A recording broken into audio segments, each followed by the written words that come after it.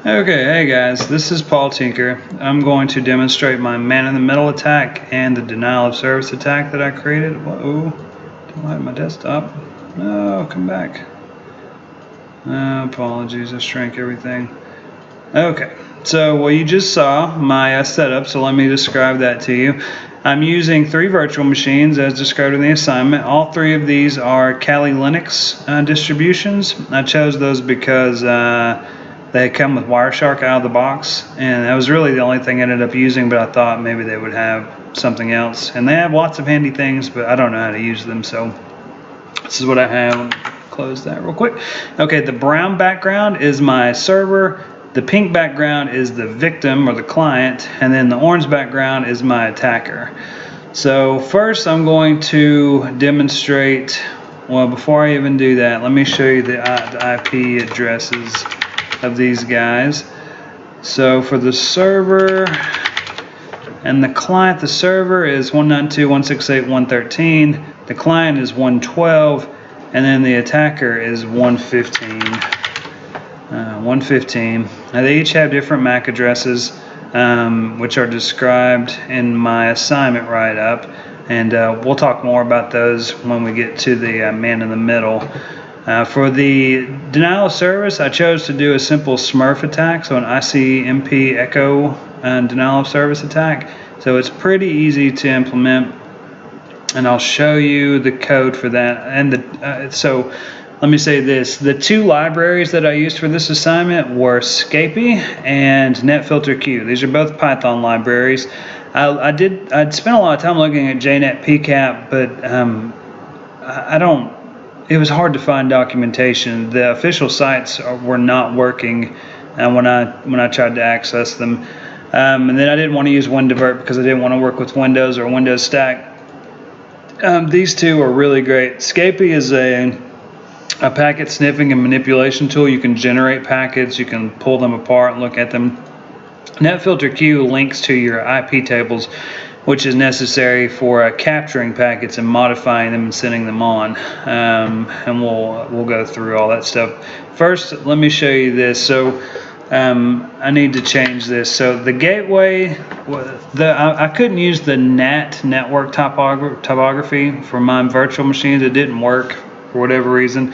So when I do the man-in-the-middle attack, I have to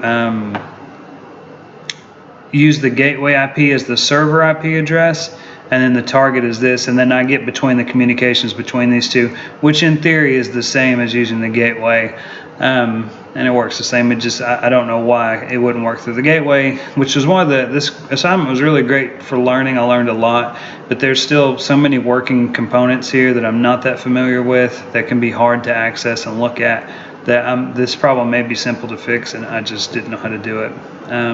But anyway, like I said, I think the theory is the same. So we do that, and I'll also have to, okay, I've already got it going. So what happens is I have a thread here, and the threads were spun up because I had this connected with some other stuff earlier on where it would handle a packet and send out an ICMP. But basically what I do is spin up a thread that does this very simple loop until keyboard interrupt happens. It creates, this is Scapy code, and what this is an ICMP ping. It's an echo, it's a ping request, and it sends it to the target IP that you give it, and then the destination, it sends it to the destination with a spoof target IP. So here the target IP is 12, which is my victim, and then now if I run this, it's going to spit out some stuff. Now there we go, it should be doing its thing. If we turn, let's restart Wireshark and take a look at the traffic going through the network. Now this is one of the interesting things. Sometimes, and I think it's because I've been doing so much ARP poisoning on this machine, that it has trouble like finding the victim on the network. But now we've restarted it, so you can see it's going to be getting a bunch of its own stuff, and then interspersed with all that are these ICMP requests, which should be, yeah, see it's flooding it here as it's pulled, finished. And yeah, you can see all the ARPs. It's part of the network trying to figure itself back out because I've been flooding it with lots of attacks or fake ones. So here's this. Now the gateway isn't connected. It doesn't. There are not enough responses here for it to really bog this machine down. So it's not an effective attack, but it shows conceptually how it works. And then you can see, so the source, this is coming from the gateway, and it's arriving at the attack or the victim, and they are ICMP.